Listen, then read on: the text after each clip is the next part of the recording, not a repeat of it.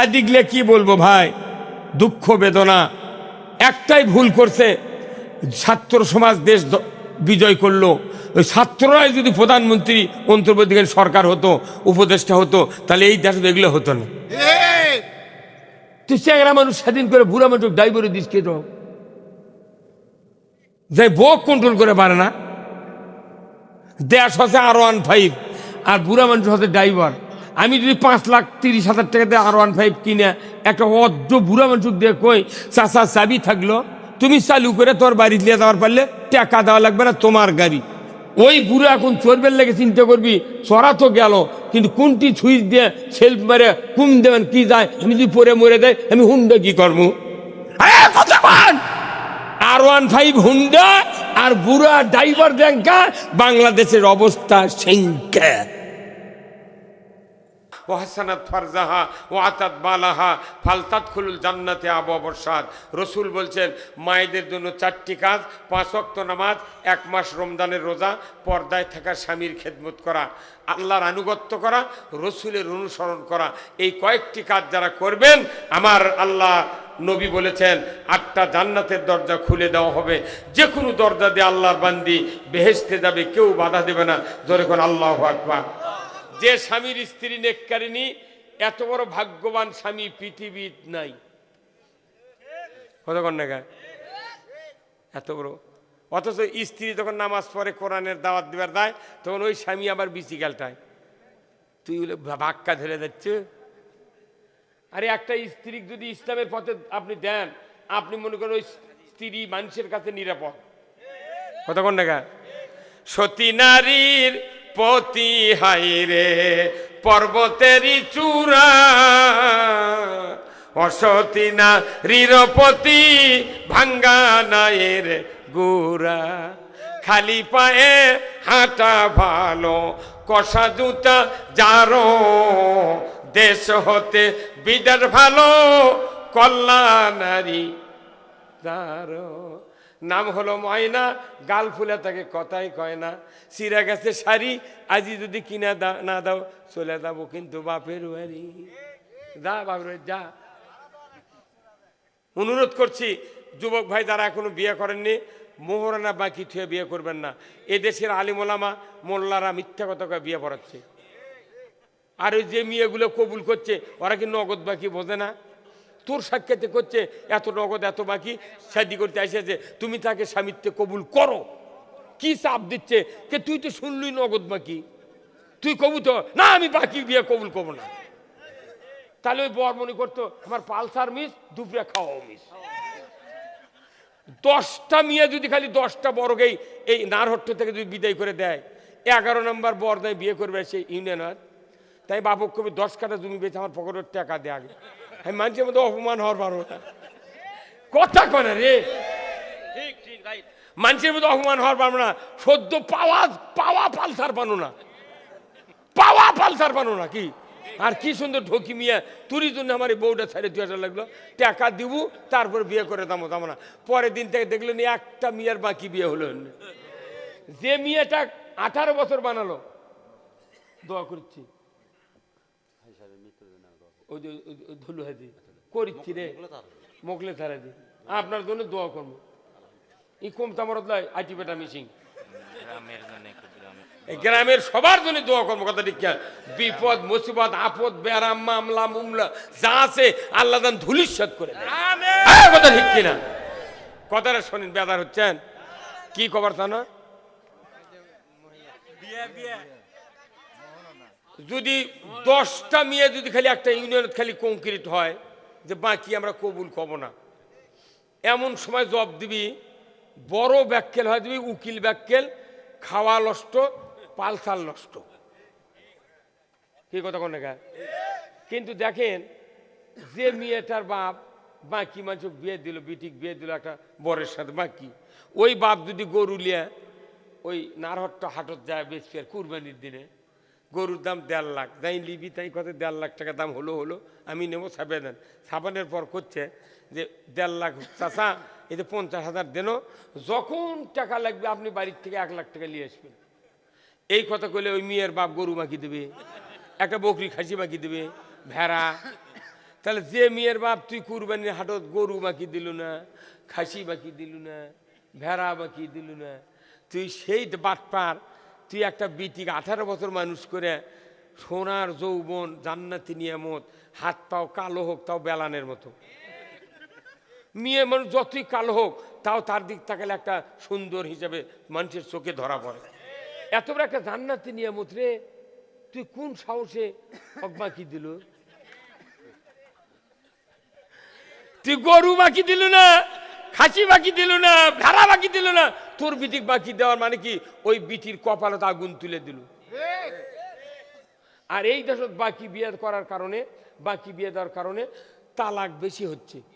এই স্বামীগুলো চিন্তা করছে এক তো আনতে টাকা লাগেনি। আগেকার যুগে পাকিস্তান আমলে আমি বুঝছেন আমার হাল বর গরু ওই ভর দিক গোয়ালবাড়ের ওই দিক প্রতিশোধ থেকে গরু আনতাম, ওর কে খ্যার নাই, বর্ষা হচ্ছে, কোথায় আপনারা গরু লিয়ে তা শ্রাবণ মাসে আবাদ করে আবার আগুন মাসে গরু ফেরত দিয়ে দেবেন।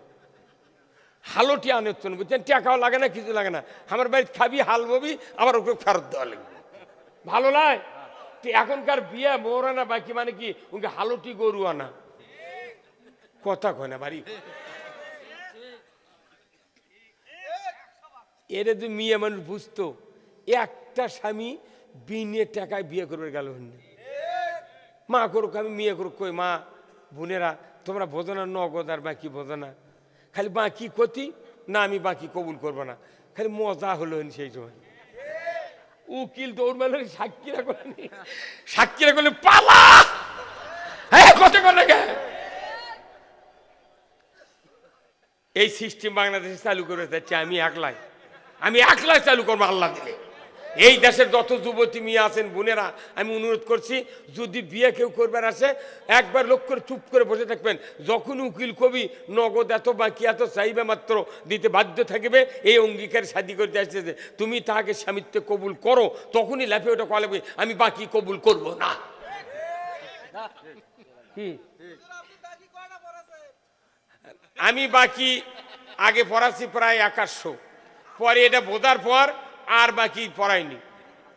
আর মোহরানা পরিশোধ করে আমি গত 3 বছর আগে একটা বিয়ে পড়াছি, তো ওই লাখের ফুল আনতে বুঝছেন।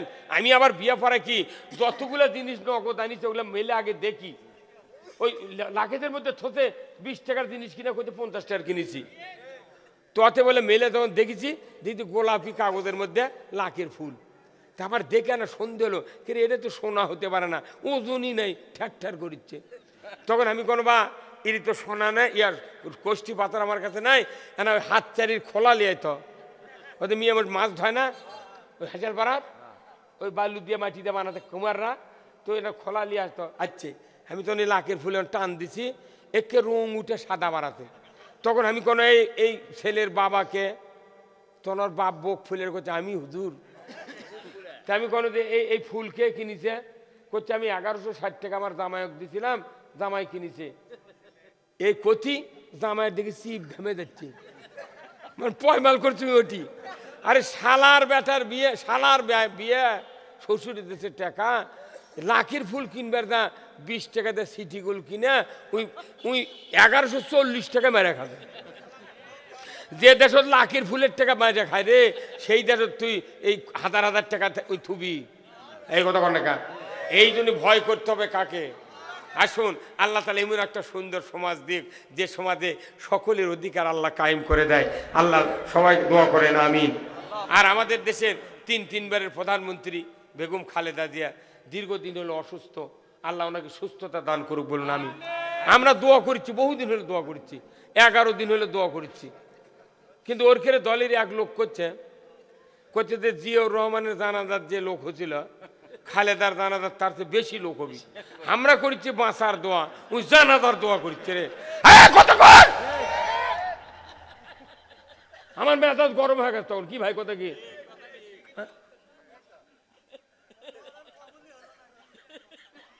আল্লাহ ওনাকে আবার ফিরে দিক, কথা ঠিক কিনা? খালেদা জিয়া যেদিন প্রধানমন্ত্রী হসেন 3 বার, কোনোদিন আলেম ওলামা কটক করে গাল দেয়নি, কোনো আলেম ওলামা গ্রেপ্তার করেনি, কথা ঠিক কিনা? এত বড় ভালো মন, কোনো আক্রোশ নাই তার কথা। এই লোকটার জন্য আমরা দোয়া করছি ভাই, 11 দিন হলে দোয়া করি, দিনাজপুরদা দোয়া করছি, ওই রাজশাহীদা করছি, সব জায়গাতে করছি দোয়া, আল্লাহ কবুল। উনি আবার ফিরে এলে আমার ভাত কারে খাবি, ওর ভাত তুই খাবি, আমার ভাত আমি খাবি। কি ভাই দোয়া করা হোক। আস্তাগফিরুল্লাহাল্লাযী লা ইলাহা ইল্লা হুয়াল হাইয়ুল কাইয়্যুম ওয়া আতুবু ইলাইহি। ভাই কিছু কবেন? সভাপতি কিছু কবেন? আল্লাহুম্মা আমিন। রব্বানা যালামনা আনফুসানা ওয়া ইল্লাম তাগফির লানা ওয়া তারহামনা লানাকুনান্না মিনাল খাসিরিন। আয় আল্লাহ তাআলা, এমন একটা গ্রাম আল্লাহ লওহরা, আল্লাহ আজকের এই মাহফিলে বসে হাজার হাজার মুসলমান নর নারী সন্ধ্যার থেকে এতক্ষণ পর্যন্ত কোরআনের কথা শুনলেন।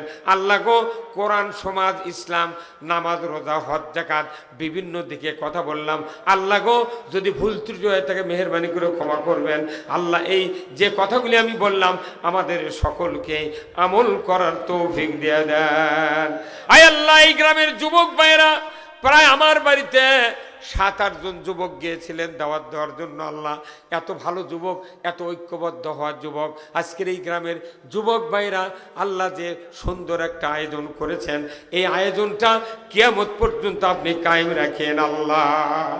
আল্লাহ, প্রথম অধিবেশন আল্লাহ মাস্টার গোলাম রব্বানী সাহেব, কত সুধী মানুষ, সভাপতি সাহেব, কত আলিম ওলামা, আমার ভাই আল্লাহ আজকে এখানে আমার ডানে বসে আছেন প্রভাষক মানুষ, কত সুধীজন, কত মানুষ এখানে হাজির হয়েছেন, মা বোনেরা হাজির হয়েছেন। আল্লাহ গো, এত গভীর রাত্রিতে যারা হাত তুলেছে, আমাদের ভেতরে যারা দরদের বাপ মাকে হারিয়েছি, কবরগুলিকে জান্নাতের বাগান বানাইয়া দেয় আল্লাহ। এই গ্রামের মাটির নিচে যত মুমিন মুমিনাত চিরবিদায় নিয়ে শুয়ে আছেন, আল্লাহ সকলকে জান্নাতুল ফেরদাউসের মেহমান বানায় নেন আল্লাহ। কি ভাগ্যের নির্মম পরিহাস, আজকের এই জান্নাতের বাগানে যে গ্রামে আয়োজন, এই গ্রামে মোখলেসার রহমানে আল্লাহ একজন হাজী সাহেব দুনিয়ার থেকে বিদায় হয়েছেন। আজকের কোরআনের ইজ্জতের খাতিরে তার কবরখানা কিয়ামত পর্যন্ত জান্নাতের টুকরায় পরিণত করে দেন আল্লাহ। যত মা বোনেরা হাত তুলেছেন, মা বোনদেরকে হাজেরা রহিমার মতো চরিত্রবান বানায় দেন। আয় আল্লাহ, গোলাম রব্বানী আলহাজ গোলাম রব্বানীর বাড়িতে বক্তাদের রেস্টের জন্য জায়গা দিয়েছেন আল্লাহ। ওই বাড়ির সহ এই গ্রামের সকল বাড়িতে আল্লাহ আপনি বরকতের দরজা খুলে দেন। আয় আল্লাহ, প্রত্যেকটি ইমানদার নর নারী, যুবক যুবতী সকলকেই ইসলামের ছায়াতলে ঐক্যবদ্ধ হওয়ার তৌফিক দিয়ে দেন। আয় আল্লাহ, যে মা বোনদের ছেলে নাই ছেলে দিয়ে দেন, নিঃসন্তানীকে সন্তান দিয়ে দেন, যার মেয়ে বড় হয়ে আছে সৎ পাত্রস্থ করার তৌফিক দিয়ে দেন। আয় আল্লাহ, আজকের এই মাহফিলে সম্মানিত প্রশাসনিক কর্মচারী কর্মকর্তা, এখন 4 মুনে গরুর চামড়া 300 টাকা, তা আবার আমার গরু চামড়া খোলা না দেরিয়েছিল হুজুর, ওই কাল্লা খোলা যায়নি, তাই আমি আবার চামড়া না খুলে বেশি না, বুঝছেন। আমার ওই ছেলে বেলেক দিয়া আমরা নিজেরাই গোস্ত, তাতে রাতের 12টা বাজে বাজুক, কাকু হাত দেবার দেবো না, ওই মানসুক দেবো চুকিয়া, ওই খালি মনে মনে কয় না পাও পাইলে ভালো হলো নি, না জিবেটা পাইলে ভালো হলো নি। আবার আমি এনে তো গোস্ত কাকু দিই, কই উনকে না আমাকে না দিলে ভালো হলো নি, অত ধোকন বানাকে আমি কাকু নেবো না, নিজের আমার কর্ম কারু মুন্নি নেব না, গরিব বসেতে সমানে দেবো, ঠিক কথা ঠিক কিনা। এখন ওই দেরি হচ্ছে, তো করছে 300 টাকা দেবো হুজুর। আমি না, আমি এখনো দাম চামো না, তুই আনা পরে আয়। ওই যে 300 চলে গেছে, বুঝছেন, বেল ডুবে মাগরে ভাতে আর আসেনি। আমি কি বিপদ, এই চামড়া কর্ম কি যাতা বড় চামড়া লয়, বুঝছেন, 1.5 লাখ টাকার গরু কি করি। এখন আমার এক বিয়ে আলু গোস্ত দেবেন, বিয়ে আপনাকে আমার মাদ্রাসার সাথে করতে হয়, আমি এই চামড়াটা ফ্রি দিচ্ছি, নিয়ে যা মাদ্রাসার দেবে। আর আমাকে না কবেন এই চামড়া কয় টাকা দিয়ে বেচলো, মাদ্রাসাত লেছে ওই করি হাটত লিয়ে যা, এই চামড়া বেচছে হয়তো 750 টাকা দিয়ে। আমার দাম খুঁজছিল কত, 3, উই বেচলো কত, উই আবার বেচিছে বগুড়ার ফাটির কাছে 1250 টাকা দিয়ে। বগুড়ার কালীতলা দত্তবাড়ি চামড়া আড়তের ওটি উই আবার অগলেছে হচ্ছে 1550 টাকাতে বেয়েছি, বেচে ঢাকা বন্ধু কাছে আমি তার খবর জানি না। তাই আমি এখন একদিন যা কোন ভাই এই চামড়া ঢাকা বন্ধু যাতে কত করছে, ওটি 2200 টাকা বিক্রি হবে। তাহলে এই চামড়া কোনটি যাচ্ছে, করছে ভারত ছাড়া চামড়া পাকা করার মেশিন বাংলাদেশে নাই। মুসলমানের দেশের চামড়া পাকা করার মেশিন কোনটি আছে, মুদির কাছে, মুদির কাছে আছে চামড়া পাকা করা মেশিন। তো এই চামড়া পাকা করলে কি হয়? কোথায় চামড়া পাকা করলে এক একটা চামড়ার দাম 25,500 টাকা। 25,500 টাকা চামড়া পাকা করে আনলো। কাল্লার চামড়া দিয়ে 8 জোড়া বাটার স্যান্ডেল হয়। একটা করে স্যান্ডেলের দাম 599 টাকা। তাহলে এই 8 জোড়া স্যান্ডেলের দাম কত? কাল্লার কত হলো? আর এক একটা শু বানাচ্ছে, শু আবার 1 নাম্বার 2 নাম্বার 3 নাম্বার আছে। আমি এক শু নিছি 1999। আর ওই বাটাতে এমন শু আছে 10,000 টাকা দাম। সেটা কালি করা লাগবে না, ওই মৃত্যু পর্যন্ত চকচকেই থাকে। তো ওগুলো আমরা কিনে পারবো? আমি কালি করবো বা তাও আমার কম দামের কে ভাই? তাহলে যদি 10,000 টাকা করে একটা গরুর চামড়া দিয়ে যদি 15 জোড়া শু হয় তাহলে কত দাম? তাহলে এই টাকাগুলো পাচ্ছে ধনীরা, এই টাকাগুলো কে পাচ্ছে? কিন্তু এই টাকার হক কার? গরিবের। কুরবানির টাকার চামড়া কি ওই মালিক খায়? গরিবক দেওয়ার সময় টাকা নেই রে, 300 টাকা দেবে। ভেড়ার চামড়া লিবার চায় না, 5 টাকা দেবে এসে। আর বকরির চামড়া 20 টাকা। তার মানে কি গরিব যেটি টাকা পাবি সেটি বাংলাদেশের টাকা নেই। হ্যাঁ, এই বাংলাদেশে কি হচ্ছে আসল কথা কইলে আপনি পাগল হয়ে যাবেন। মানে এই যে বউরা খুরমা খান না, খুরমা কিনা, খুরমা খেজুর আপেল এলে কি জানেন? 70 টাকা দামে 1 কেজি খুরমা ইরানি। কত টাকা? 70 বাংলাদেশের টাকায় 70 টাকা দামে 1 কেজি খুরমা কি ইরানত।